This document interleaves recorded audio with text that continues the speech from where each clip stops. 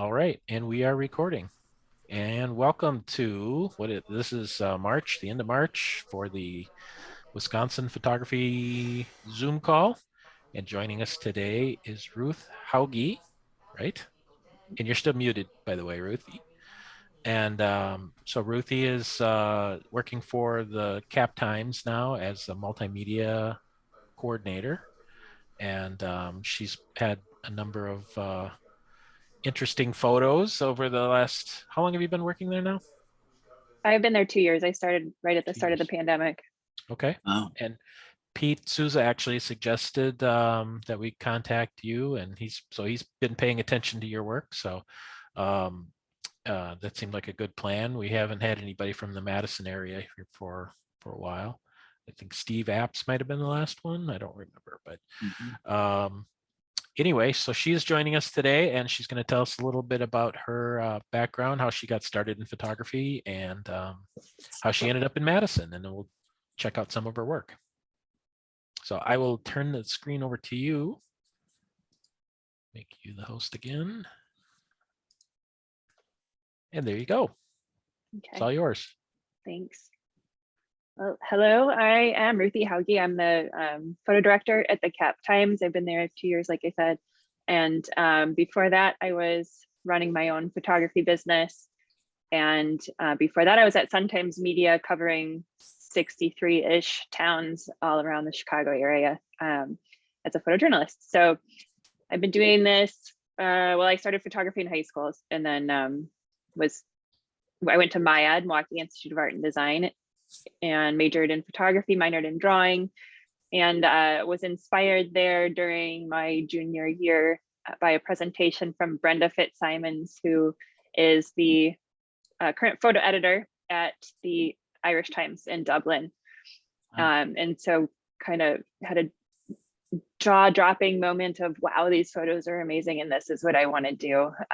And so I just kind of stuck myself to her and bothered her a lot and asked her lots of questions, and she invited me over to spend some time with her in Ireland. So I did my internship with her at the Irish Times, and yeah, I got to photograph at the Irish White House and all over the country. So that was really great. And then when I got back from that, I started bothering Mark Hoffman over at the Journal Sentinel, and he let me come and follow him a bit and a couple other photographers there.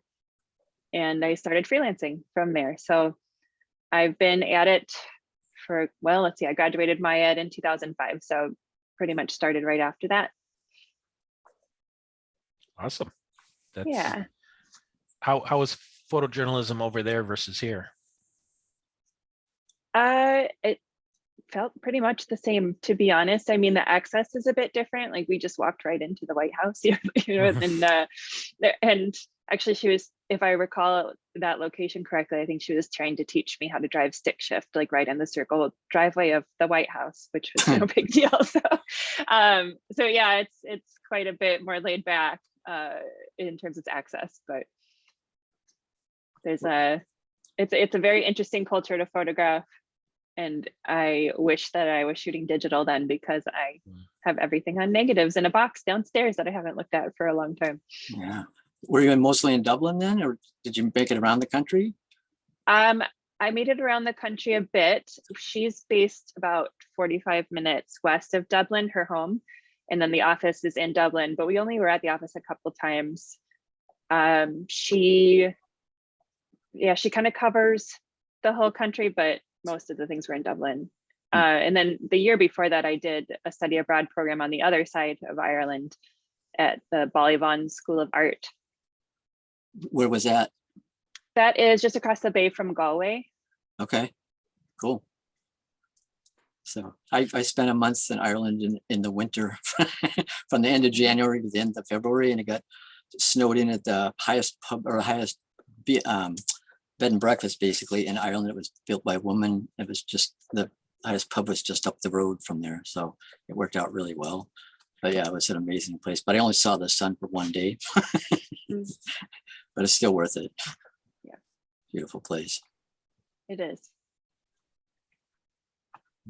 So I can show you guys some work here. I did not do what I assume is the usual presentation of work over the last year, just because being the only photographer at the Cap Times, I'm very, very swamped all the time and haven't had any time to sort of curate anything like that. But I do have a good body of photo essays. I do a lot of photo essays for the Cap Times, so I thought I could show you a few of those. Actually, Ruthie, can you bring us up to speed a little bit on what's going on at the Cap Times and kind of how what they're set up to do and kind of their philosophy of journalism, I guess, versus the way it used to be as a newspaper? Yeah, so we're a lot less of a breaking news publication. I would say we're more feature based. I don't shoot sports really, although there is talk of bringing some sports in. I have a lot of freedom there to do stories and projects that I want to do. So I spend a lot of my time doing those things, my own projects, and then shooting for our weekly cover story, which ends up being like 4 or so pages in print and then also online. We are mostly a digital publication, and then we print on Wednesdays. And you have 2 additional people on your staff? I'm the only photographer. Yeah, there's the State Journal has 3 photographers. 3, that's right. Then, we were just talking about Cap Times has just 1, which is me. And the Cap Times also has a pretty unique subscriber situation, right, too, as far as how people subscribe to it. It's free. So we just separated from Madison.com in the fall, and because people are getting confused about our content and theirs, and couldn't really divide between the 2 publications. So now we are captimes.com, and we don't have a paywall, but we have memberships. So sort of similar to PBS, I would say. We do membership drives, and people that are members can get exclusive content or access to different events that we host, forums and panels and things. Very well. Do you want to let's take a look at some of your work? Sure. Okay, I am going to start with my most recent photo essay that I finished in February, which I'm just going to do slideshows on Photo Mechanic here.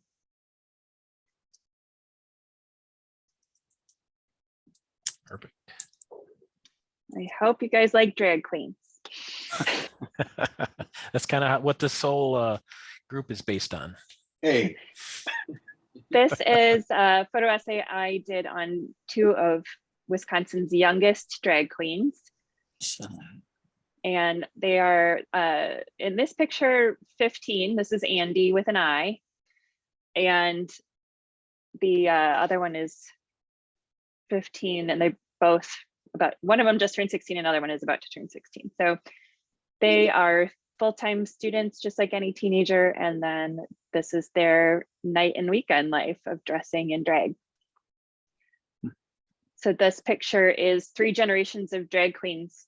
They mentor each other, and each drag queen has a drag mom. So on the left, there is Andy with an I, and then in the middle is Andy's drag mom, Cass Marie Domino, and then Cass's drag mom on the far right there is Shannon Marie Domino.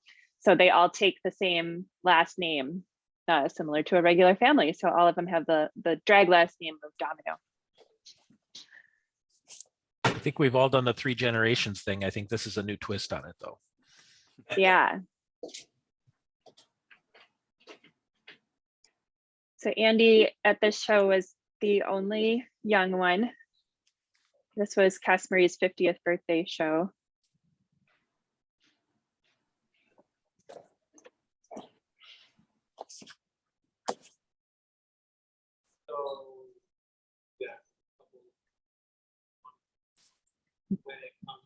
So the audience will show their appreciation to the drag queens after they've done their routine or number on stage, by giving them dollars.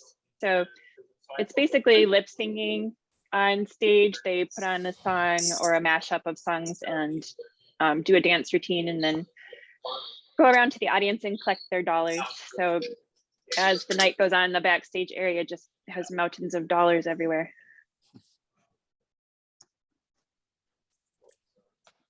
This is Andy's mom on the left there, helping Cass Marie gather her dollars on stage. Where's the show? This is at 5 Nightclub in Madison. That's cool color. Wow. And then this is our other teen queen. This is Bailey. Bailey's drag name is Nemo. Bailey does classes at Madison Circus Space. So that's Bailey's mom in the window waving.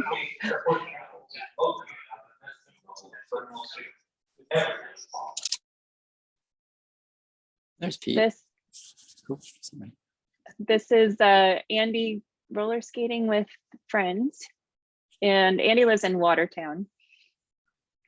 Andy's pronouns are he, out of drag, and she, in drag. Nemo's or Bailey's, Bailey is a transgender boy. Bailey was born a girl and became a boy in 7th-ish grade, and then is she when in drag on stage.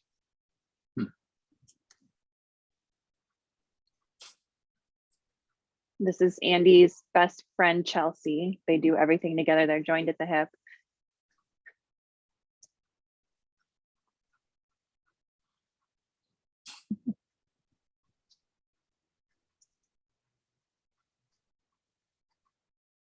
Typical teenager things, arcade games and snacks.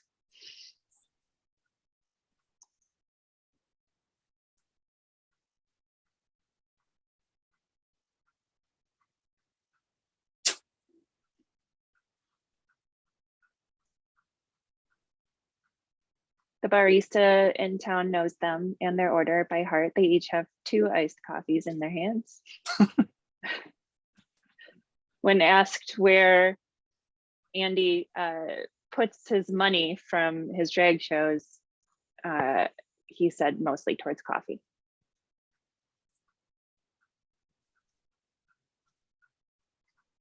And they went to a truck stop to eat after roller skating.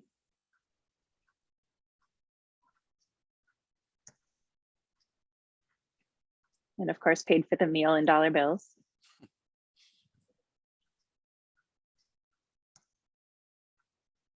And now we're back with Bailey at Bailey's school. Both kids go to charter schools.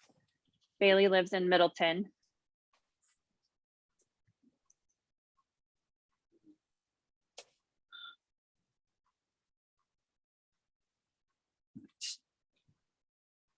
Were all these images part of the essay? Most of them, yes. We're doing some social media on it too, and I am talking about publishing a book of these. So eventually they will all be part of a greater series. I'm still shooting these kids doing various things. They had a meeting a couple weeks ago to talk about collaborating. And they have a pageant coming up in April that I will attend in Green Bay. This is Nemo and Nemo's mom, Dana, getting ready backstage during Andy's 16th birthday drag show. Again at 5 Nightclub.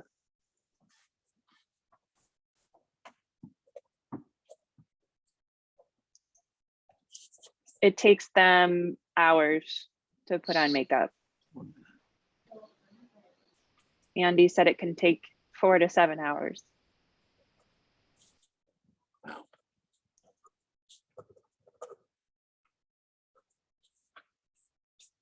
Just backstage. Bailey designs all his own costumes, and they know someone who makes ice skating costumes or figure skating costumes. So that person brings them to life. This is Andy, Andy with an I, which is Andy's onstage drag name, with a homemade cage.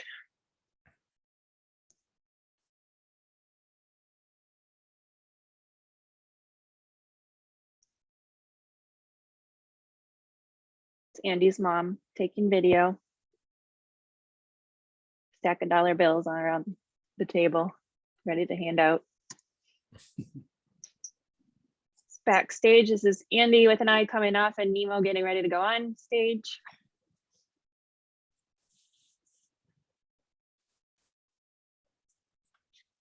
That's Nemo collecting dollars from grandma. Next to grandma is Nemo's dad and mom.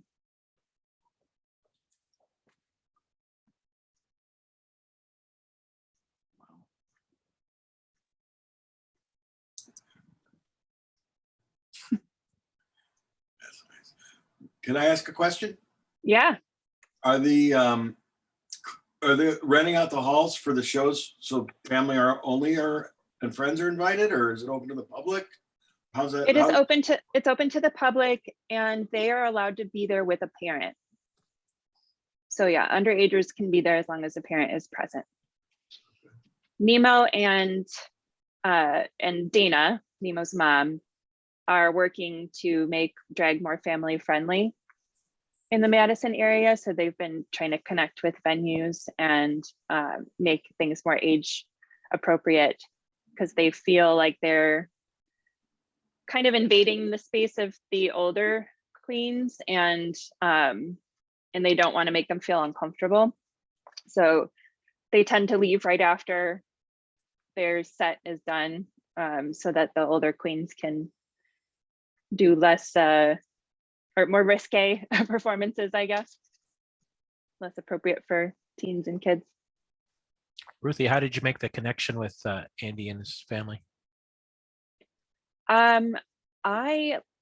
Let's see. Well, I've had first seen a picture of Nemo on Instagram and was really intrigued by that. And then my friend from Milwaukee, who I met when I was at MyEd, is friends with Cass Marie Domino, who is the mentor of Andy. And so he had asked me if I want to go to Cass's 50th birthday show, and I said yes. And then he told me that she's the mentor mom of Andy with an I. So I was very excited and told him that was something I've been wanting to do a photo essay on, and he made the connection for me. And then I reached out to Nemo, or Nemo's mom on Facebook. Cool. Yeah, and you know, the interesting thing about this is I think that all photojournalists and me, our superpower is to connect with people, right? And to get them to trust us as quickly as possible. And so they will be themselves in front of us, and we can be a fly on the wall. And with teens, you know, the older I get, the harder that is to do. So it took more time than it normally would. But at this point now, it feels like hanging out with friends and family when I go photograph them. So I'm excited to see where that takes the pictures and the access they give me. Definitely.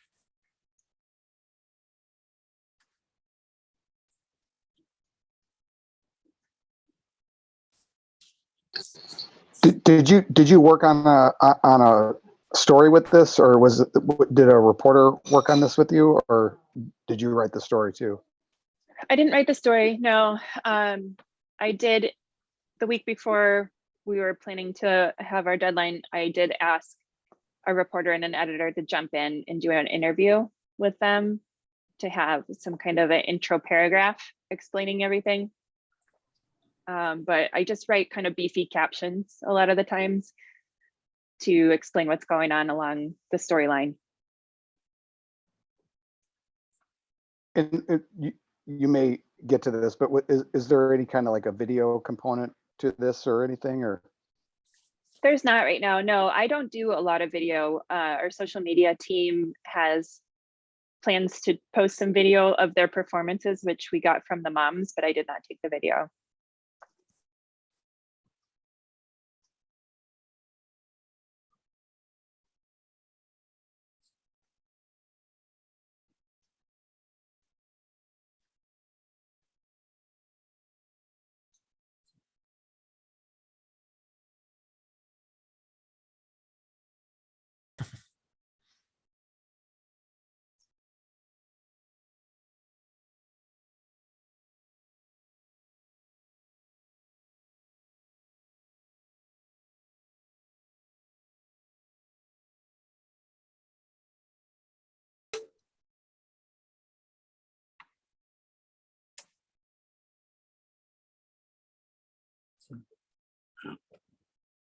You shoot with Sony, No, I shoot Canon. Canon? Okay. Mhm.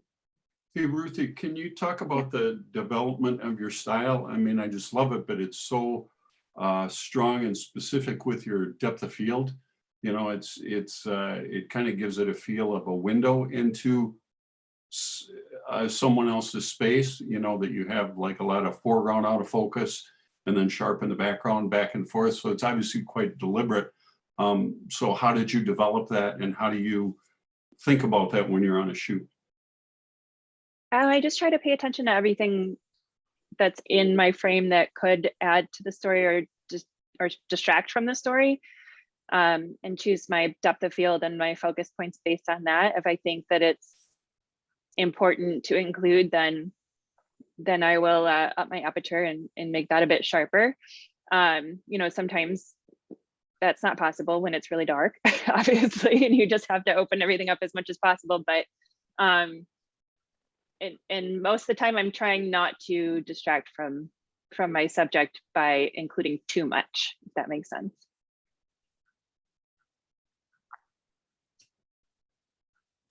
So that, oh, now we're back at Bailey, sorry. Bailey is getting testosterone shots every Sunday, just starting in January. And they have a whole row of Band-Aids, kid Band-Aids, or boxes, sorry, boxes of Band-Aids that he can choose which one he wants that week. He's learning how to dose the shots himself. He hates needles, so it's been a process.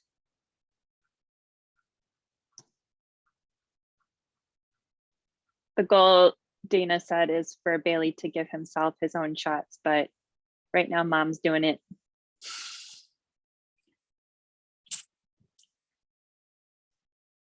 Bailey in his room. How old is Bailey? Bailey's 15. He will be 16 at the end of April.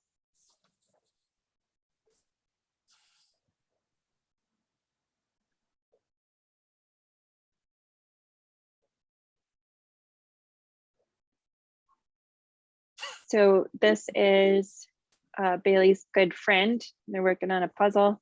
They have 2 dogs and 4 cats in their home.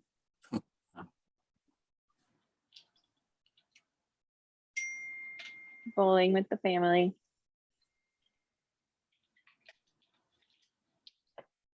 So that's it for that. I have so many more photos, but that's the selects that I kind of narrowed it down to. Wow. Yeah, really Anyone? interesting compositions. You know, with a lot of stuff, a lot of space around, a lot of things going on. It's very interesting. Wow, really well done. Thank you. Does anyone have any questions, or should I move on to another photo essay? No, I would like to ask, I viewed it online, Ruthie, and, you know, so I've had a little time to think about it, but of course, the first thought I had was what the reader reaction was. We had, it was a mix. There was a couple of negative comments on social media that I deleted, and then I had to change the caption of the post to say that we won't tolerate any negativity because these are kids. And so, you know, after that, we didn't have any more negativity. We had really positive feedback. The moms and the queens got really great feedback from their communities. And it seems to have inspired them to want to work together more as a team and as a brand. Because the last time I saw them a couple of weeks ago, they had coffee and a meeting to discuss how to make that happen. Probably neither here nor there, but what kind of students are they? Excellent. These kids are so smart. Yeah.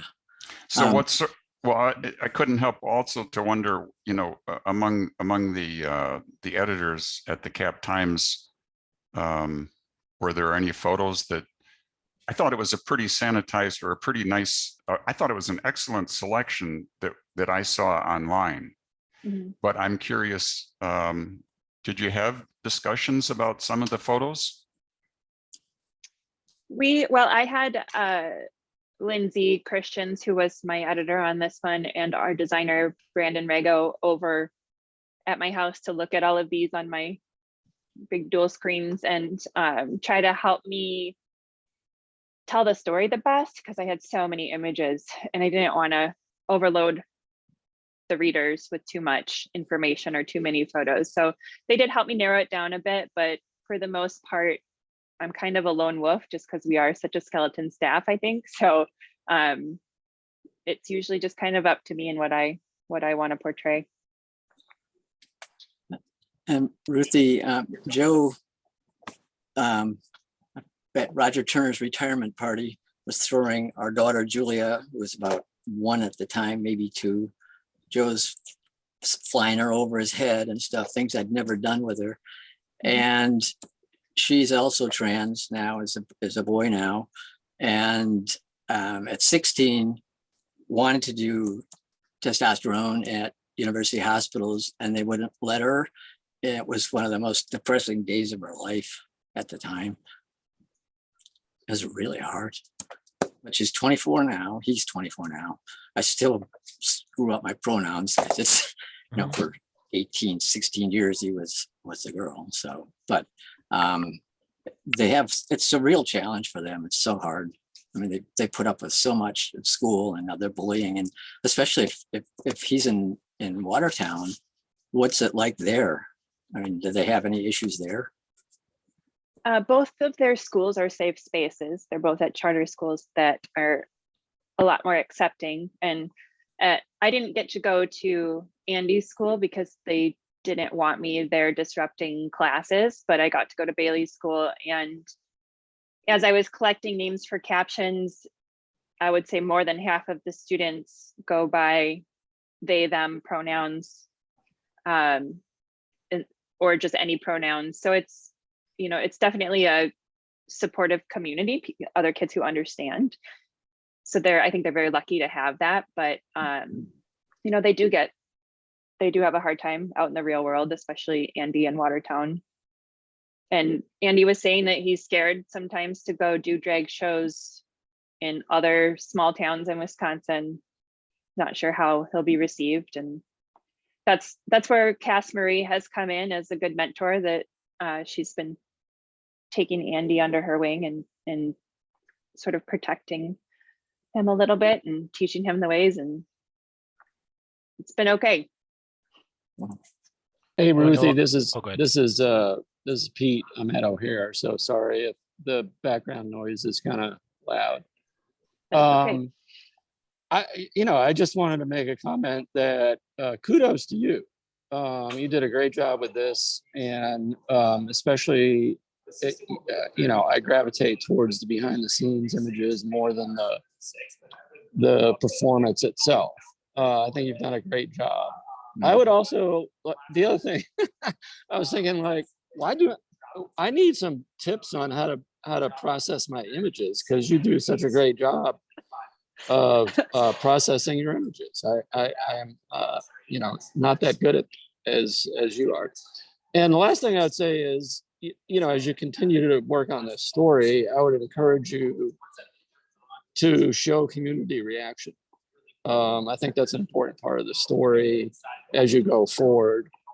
And then we can send this set of pictures to Ted Cruz and a bunch of other GOP senators. Especially from Texas. That was one of my questions, Pete, too, was about the reaction from all the current events going on down in Texas right now. I don't know that it's gotten that much reach, to be honest. But thank you, Pete. That means a lot. I do want to see, more of the community. I got a little bit of a taste of that when we were roller skating, and when we were at the coffee shop, but not a ton. There's actually a little section of photos I didn't include that I probably would if I do a book, where, I don't know if you've noticed, but Andy here had to change shirts. the dress code at this place is no crop tops. So he got approached and was asked to change. Well, Chelsea is also in a bit of a crop top, but has more high-waisted pants, so it's a little hard to tell, but Chelsea was not reprimanded. So there was a bit of that tension of why did they come after me? Is it because I look like a boy and I'm in a crop top and they didn't like that, or what? But he had some other shirts out in the car, so he just ran out there and changed, and I did take pictures of that, but chose not to include them in this particular series.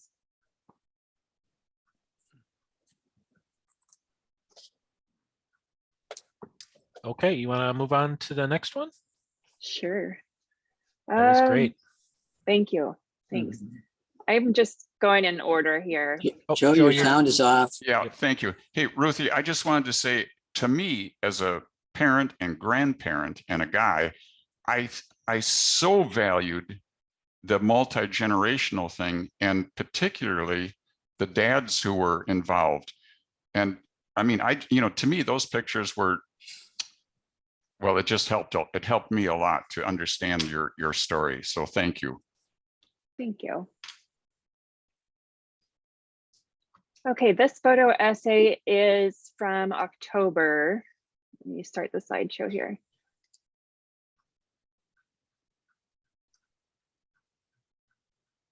It started with a mom named Erica Grant posting in a Facebook group here in Madison called Dane County Neighbors Helping Neighbors, where people ask for help on, you name it, somebody's looking for a bike for their kids, or somebody needs food. It could be anything.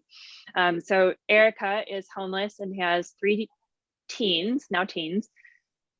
She wanted to do a birthday party for her twins that were turning 13 and was looking for inexpensive ideas. And this woman, Laura, who owns an RV rental business, offered a camper and a free camping site in Lodi for them to go have a birthday camping weekend. Sweet. And I got to go along.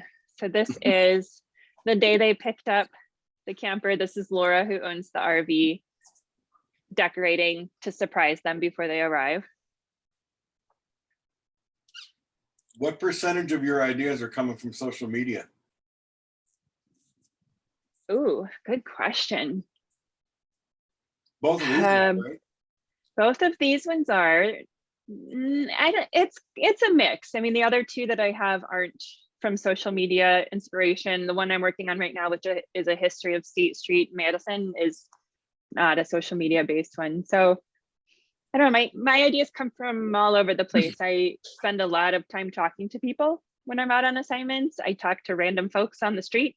So that's, I call it the boots on the ground. I'm the boots on the ground of the Cap Times, because for most of my time there, everybody else was working from home and doing interviews over the phone, but I was out there. So I was generating a lot of things just by talking to people.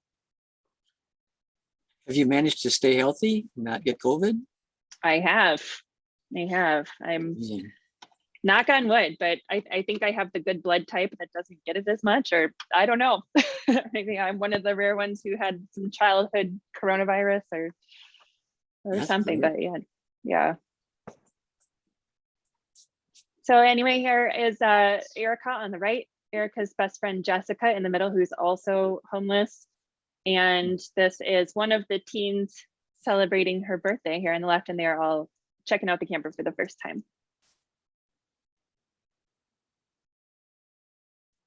Laura ready to drive the RV, and Erica packing it up with a cake that she picked up with food stamps.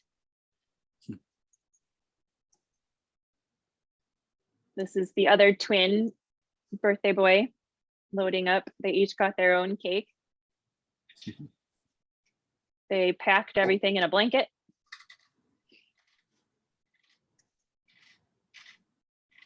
And the campground has a party room, general store, restaurant, kind of arcade. So they met in there and had a little gathering with Laura, who is on the left here, and Laura's family, and then Erica and Jessica and their family. So the 3 kids playing pool, that's the birthday boy there, and Jessica's 2 kids.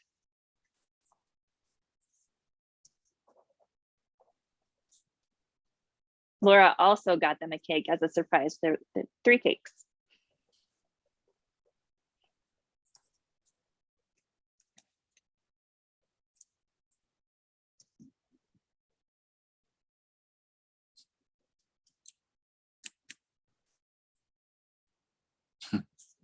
Wow.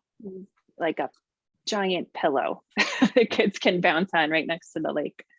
Very cool. And this was October 3rd, and it was 70 something degrees. It was really nice out.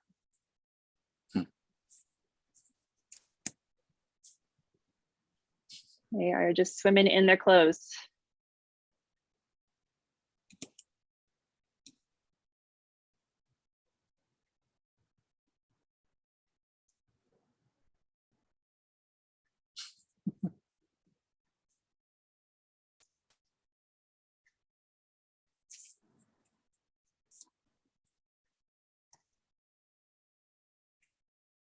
He's trying to hug his mom and get her all wet, and she's pushing him away.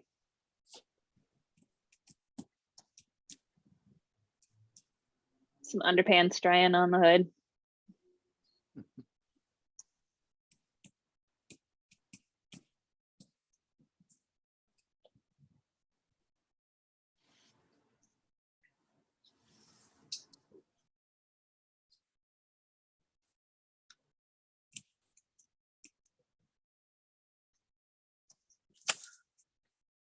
It's Laura and her grandchild. There was a Halloween potluck that day at the restaurant of the campground.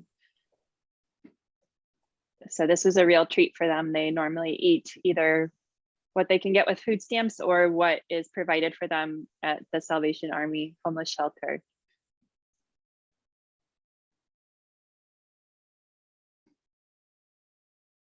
This is Jessica's 2 kids putting Ready Whip on Ritz crackers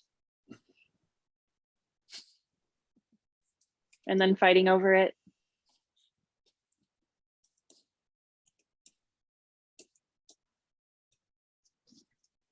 A delicious meal of whipped cream, summer sausage, and crackers.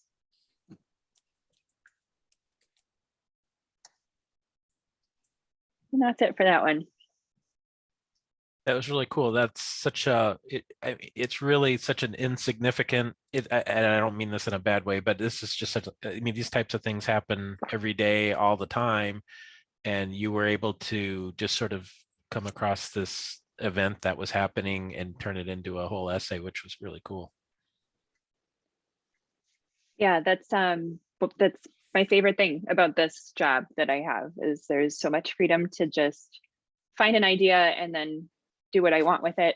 You know, either turn it around as quickly as I can or put it into a longer term project and put it out there as a photo gallery or a story. Do the sections of both of these stories get published? Is this like on a weekly basis? You'll have something like multi-essay, photo essay that's published every Wednesday? No, I don't have a photo essay every week. I do have the cover story. Whoever is working on the cover story, I'm working with them directly to brainstorm photos. So it's, and you know, a note on that is that it's a little bit backwards. So at the Sun Times, I would get a photo slip from a reporter saying, be here at this time to shoot this. When I started the Cap Times, they had photo slips, but I decided not to use them because it is such a small staff and we were all on Slack because it was the beginning of the pandemic. And I just wanted people to come to me directly, tell me what they're working on, and then let me brainstorm the photos, you know, the best time to shoot it, the best place to shoot it, and communicate directly with the contact person. And so that allows me to make sure that I am not showing up and nothing's happening. You know, people are often trying to tell me to come when they're not busy, but I want to come when they are busy. So I need to explain that, you know, to them and make sure that it's the best possible photos. So that's the freedom I've had there. So your photo slips remind me, is Dave Sandell still around? Have you ever met him yet? Is he alive? Yeah, he is. He does some columns for us. Huh, okay. He was my boss, so, because I worked there as well for 8 years, so. But I haven't seen him since the strike, so. Interesting. All right, well then, any other questions about this one? I can show another one. I don't know when you want to cut me off, but feel free to at any point. No, you're doing fine. Great, yeah. Okay. This one is a couple years old, but it was my first photo essay for the Cap Times. There was a sort of lack of things to shoot safely, I guess, because no one was out. There was nothing to, there was no events happening. There were no assignments being given necessarily. So I decided to make a photo essay of that emptiness and went out into the world at night to photograph places that normally would have a lot of things going on. And so it's called Pandemic Nightlife.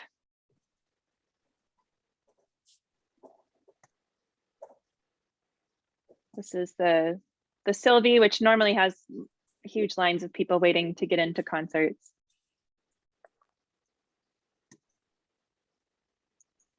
That is a husband and wife practicing music in their living room.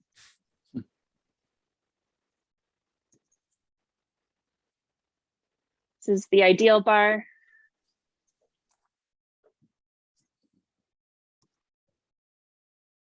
Concerts moved outside at Garver Feed Mill.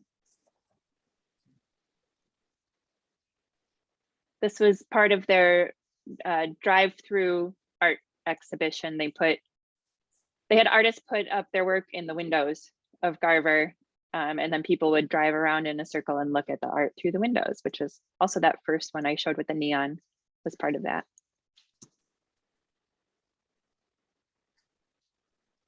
Family is hanging out, not much else to do. That's Jenna's.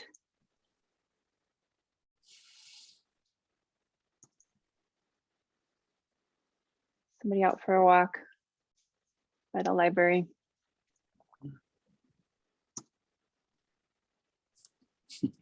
College student photographing her cat in the window. I was on a ladder for this one. I felt like such a creepster. How did you make contact with the person inside to do this? She knew I was coming. Okay. Yeah, I was actually photographing her for a story about students doing their finals remotely. And so I just asked if I could take a few extra pictures, and then her cat decided to jump up and say hello to me, and she thought it was hilarious. So she started taking pictures of her cat. Yeah, perfect. Great. Couldn't set that up. Mm-mm.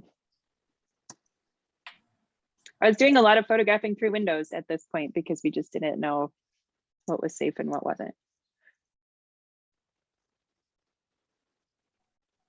This is a bar that was about to open and then had to delay their opening plans. Oh, open for the first time. Mm-hmm. Graduation party, mom and daughter doing karaoke. Great. This is the Union Terrace, which is normally jam-packed with tables and chairs and people, live music.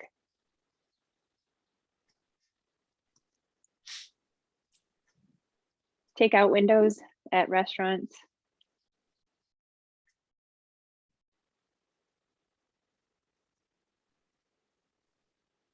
It's a musician in his Christmas pajamas in April or May, working on some music in his bedroom.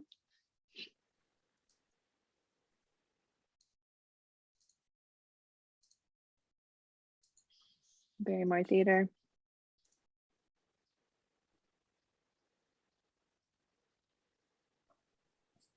Jenny Gao, she's a well-known artist who recently moved away from Madison, but her work is all over town on murals and other places. She's great. The College Club, another place that would normally have a line down the block of eager college students trying to get in. This is a Thai restaurant on the east side. Cooking carry out only, dining room closed. Nice.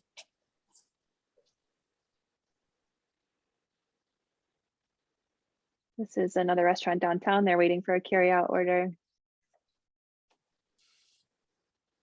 This was just before the mask mandate, I believe. Family, folding laundry, doing floor puzzles, watching TV.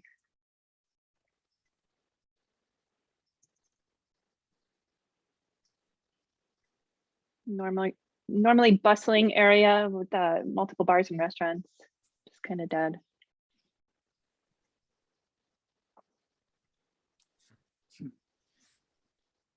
Pete, I think I met you this night. I think you were taking the same picture.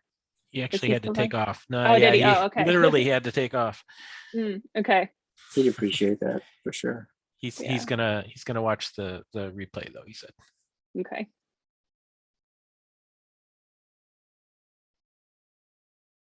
Great color.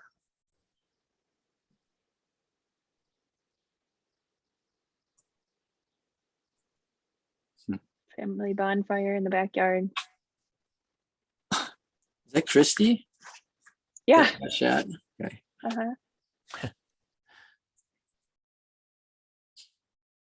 Capital Brewery Beer Garden. Le Tigre. With a bunch of quinceañera gowns that probably didn't get sold for a long time.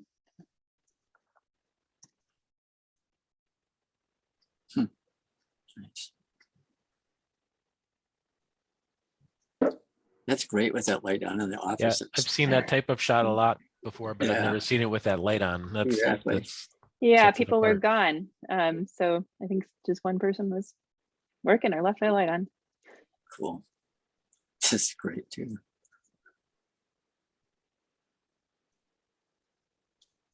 That's all on that one. About a year ago, we had Zimbignu from the Chicago Tribune. He did a version of that with from the drone perspective of Chicago and kind of during when COVID first started up, and this is sort of the ground level view version of that. So it's good comparison. Is that video still around or accessible? Or was it videotaped or recorded rather? Let's find out. Good question. I hope so. It was really It was really Interesting one. interesting for sure. Really well done as well. You got one more? I got one more One if you more? want to see it. Oh, sure. Okay. This one is called Time Stood Still. This was about a year into the pandemic, and I photographed places that nothing changed. They kind of were frozen in time.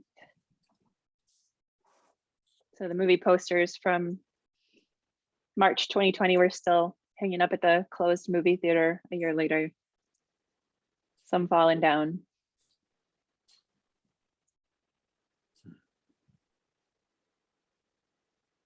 Posters for concerts that never happened at Overture Center. This was also after the riots on State Street in downtown. So everything was boarded up on the Overture Center windows. You cover that? I did. I made an interactive map of the murals that went up and documented them by address. The riots, I didn't photograph the riots. I sent out a freelancer and acted as the photo editor, getting her images remotely and posting them quickly. I photographed some of the daytime protests. So this is at Sardine, which is on the lake. It was closed for a year and a half.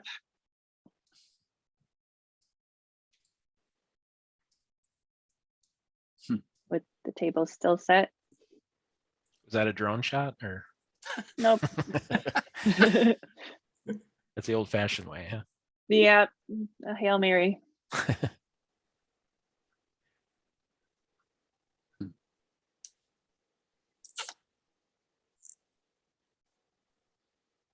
The recipe's still up there. Towels still draped and knives still laid down like they were about to be picked up again.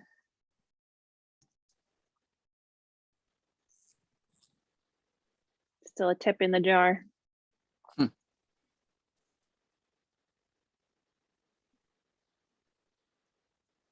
bunch of shows that never happened at Majestic Theater.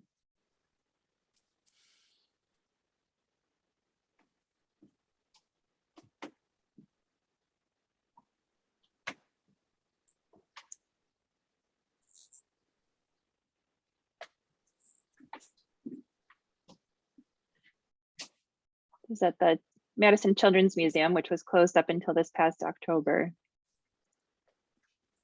Their spring break camps were still posted. Someone's desk. This person actually was laid off because he was the event person and they didn't have any events.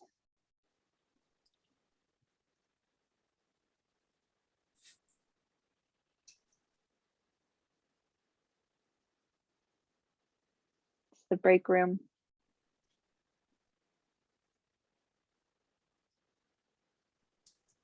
Calendar stopped in time.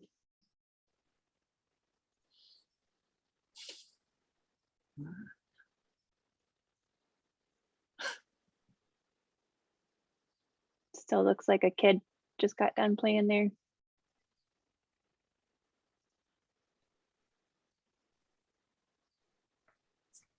Somebody's lunch was done a little early, but the clock stayed that way for a year. That's the pizza counter.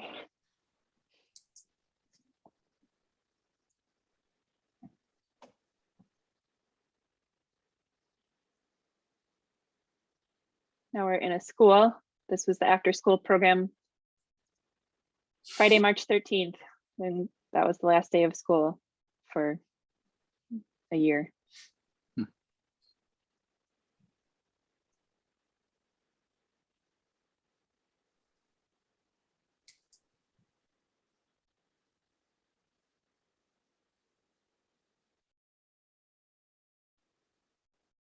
Math lessons frozen in time for a year.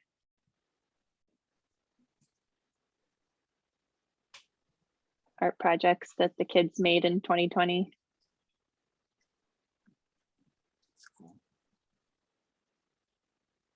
This is at Overture Center. This is the catering department. Their uniforms and everything's still just there with pens in the pocket, like they're about to put them back on at their next shift. The box office.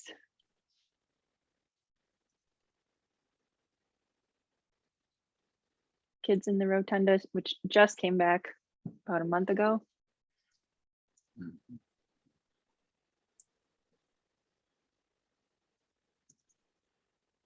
And that's that. That's a tough assignment to shoot nothing happening. Mhm. That's great. Did you do a lot of essay type stuff before you got hired with Cap Times? I didn't do a lot of it at Sun Times Media. I did a few here and there. I got to go to Haiti after the earthquake and do a real focused essay there. I did a longer term project on a race walker from Team USA that was competing in the Olympic trials, hoping to go to Beijing Olympics in 2008.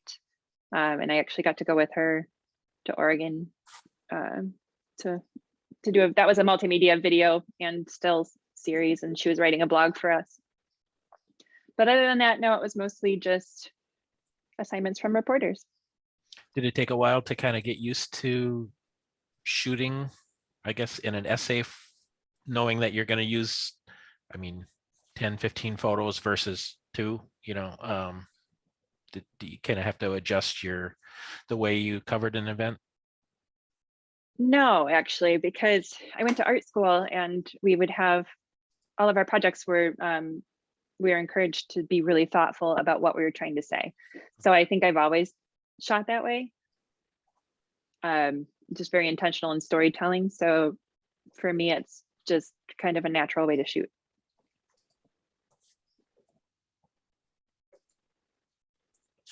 Ruthie, what brought you to Madison?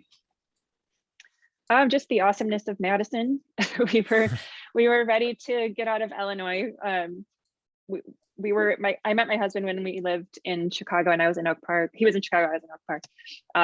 And we just kind of gradually kept moving further and further from the city. We aren't city people, but we're also not country people. So Madison seems like a really good mix for us, being a small city.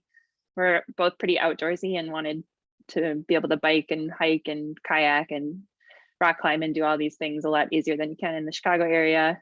And Chicago is just expensive, and the suburbs aren't very unique. They all kind of look the same. So we're looking for a little bit more diversity and like-minded people. It just seems like you might, I'm guessing that you, Ruthie, have a whole list of projects that you'd like to do. Am I right? Oh, I am in one real bad right now. Yeah. Yes, I do. I was about to start another one and then I got distracted by this History of State Street project, and that has taken over my life. So yeah, I've always got something going on.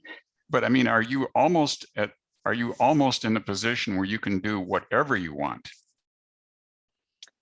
Yes, with limits. I mean, my editors really trust my vision and my work ethic, and that's allowed me to do a lot of what I want to do. I still just have to make sure that I'm filling the stories with photos at the same time. So I'm always getting messages from the reporters on what they need me to shoot too. Have you trained them so that they don't give you Joe, come on. is that not possible? Step one.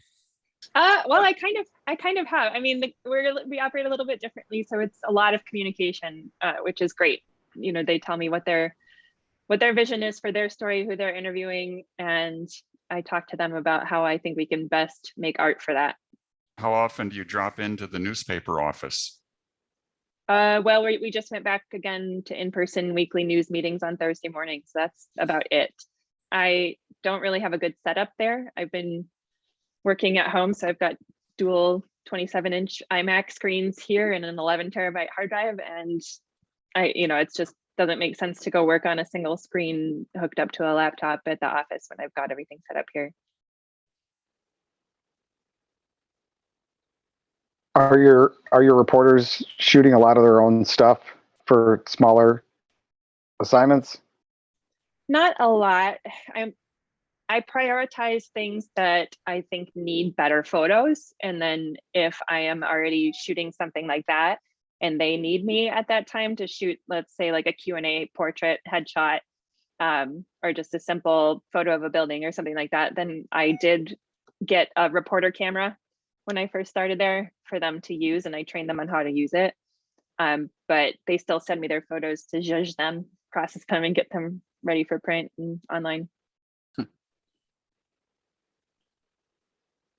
It's really great that you do communicate with the reporters, because that was the biggest problem with Sandell handing out the photo slips. That's all we get. And there was no communication whatsoever for the most part, unless, I mean, it was so different.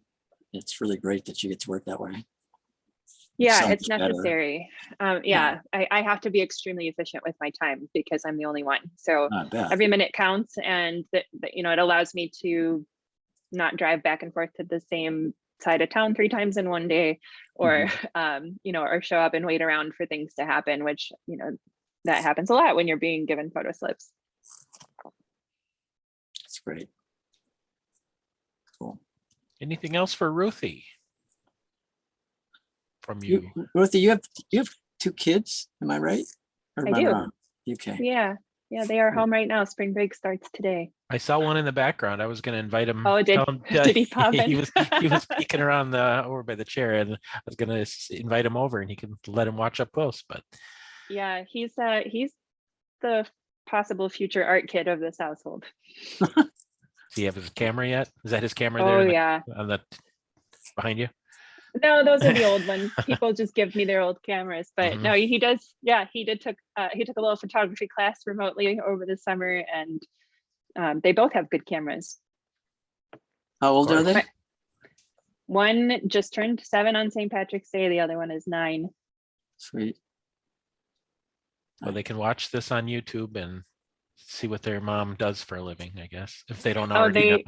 yeah, they know it. They're always looking at my screen, and they like to read the Cap Times. Sometimes as our bedtime story, we'll read one of Lindsay's restaurant reviews.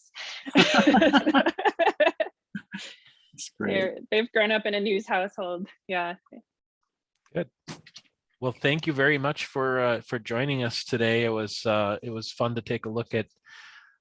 It's really a different type of what we typically see in newspaper photography and photojournalism these days, and working in an all digital world is I guess fairly unique, but it's not. But you just don't see that many places that are just almost all digital. But it was very interesting. Thank you for joining us, and hopefully you'll join us again if you're available on Fridays at the end of the month. Feel free to stop in and say hi, and hopefully see somebody else talking, giving a presentation, and feel free to heckle them. Yeah, I'll see if I can get some more people to pop in too. Excellent. Oh, there it is. Okay. So I'm gonna just conclude it with that, and I'm gonna stop the recording, and then everybody can sit and chat as long as they'd like, or leave if you have to. So again, thanks Ruthie for joining us with the Cap Times, and we'll see you next month.